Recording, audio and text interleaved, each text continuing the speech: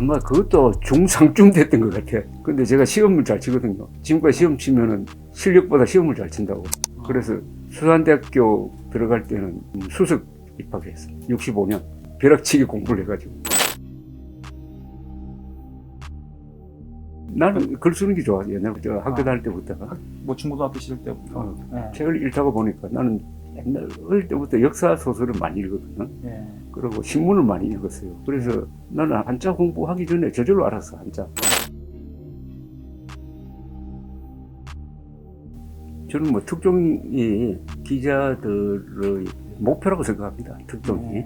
뭐 다른 언론보다 30분 먼저 보도하는 게 무슨 의미가 있느냐라고 하지 모르지만은 특종을 추구하기 위해서 기자가 열심히 뛰잖아요. 경쟁하잖아요. 그러다 보면은 묻힐 뻔한 기사도 캐내잖아요.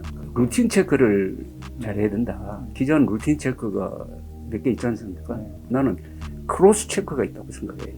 A라는 사람 이야기를 들으면 그 반대되는 사람 B를 만나서 크로스 체크하는 거. 그 다음에 하나가 더 중요하다고 생각하는데 팔로우 체크. 일단 기사를 써놓고 이게 뒤에 어떻게 됐는지. 보통 기자들이 하나 기사를 쓰고 그걸 잊어버린다고. 근데 나는 기사를 쓰고 도대체 그 뒤에 어떻게 진행이 되는지를 꼭 팔로우 체크를 해요. 진실, 정의, 자유. 순서도 그렇게 해야 돼요.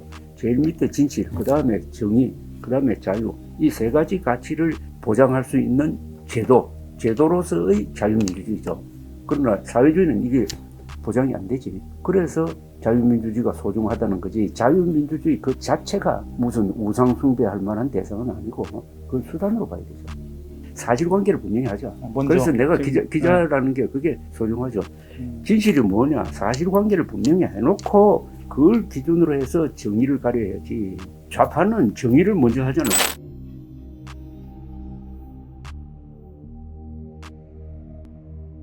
뭐 좌파들이 하는 이야기인데 저는 총체적으로 설명하면은 박정희 대통령의 업적은 최악의 조건에서 최단기간 내에 최소한의 희생으로 최대의 업적을 남겼습니다. 이 중에서 제일 중요한 걸 나는 최소한의 희생으로 봅니다. 박정희 18년에 일어난 이런 변화를 몰고 오기 위해서는 몇십만 명 죽는 게 보통입니다.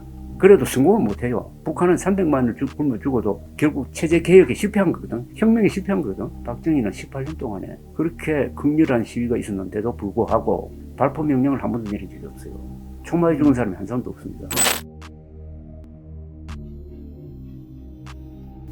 아니 북한이 핵무장하면 우리도 핵무장 했지. 최소한 전술핵은 그냥 가지고 있어야 되는데 그것도 안 되고 나니까 계속 무슨 일만 있으면은 우리나라 대통령이 미국 대통령한테 전화 걸어가지고 항공모함 보내달라고 이렇게 하니까 얼마나 김정은이가 만만하게 보겠습니까? 한국이 지금 경제력에서 북한의 한 100배 되는데 100배 되는 나라가 외국 군대 도움을 받아가지고 100분의 1과 싸우면서도 겁을 낸다면 이게 세계에서 가장 비겁한 정신을 가진 나라가 한국 아닙니까 이거?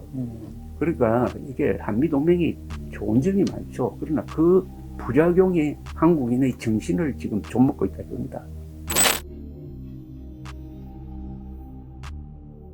결국 두 사람 감옥 갔잖아요. 왜 감옥 갔습니까? 안보에 성공하고 경제에 성공했는데도 정치에 실패했기 때문인 거예요. 근데 지금 윤석열 대통령도 자기의 당선을 도와준 게 보수 중도 젊은 층의 연대 아닙니까? 그런데 청와대 무리한 청와대 이전 해가지고 중도 변화를 가버리고 이준석 사태로 해가지고 2030 세대가 날아가 버리고 이래 되면은 이명박 박근혜 사례가 생각난다 그겁니다. 잘못해서 고통 잘못한 게 아니죠. 청와대를 옮기는 것은 천도하고 비슷합니다. 특히 대통령 중심지하에서 청와대를 옮기는 것은 국민들의 토론도 없었고 준비도 없었고 그러다가 보니까 지금 현재는 어떻게 됐냐면 출퇴근하는 대통령이 된 겁니다. 국군 통수권자를 겸한 사람이 출퇴근하는 나라가 있느냐 입니다. 동선이 노출되죠. 셰익스피어가 말했듯이 인생이란 게 결국 연극이라 생각합니다. 그런데 연극을 잘하려면은 셰익스피어의 말은 인간이 7개의 역을 갖고 있답니다.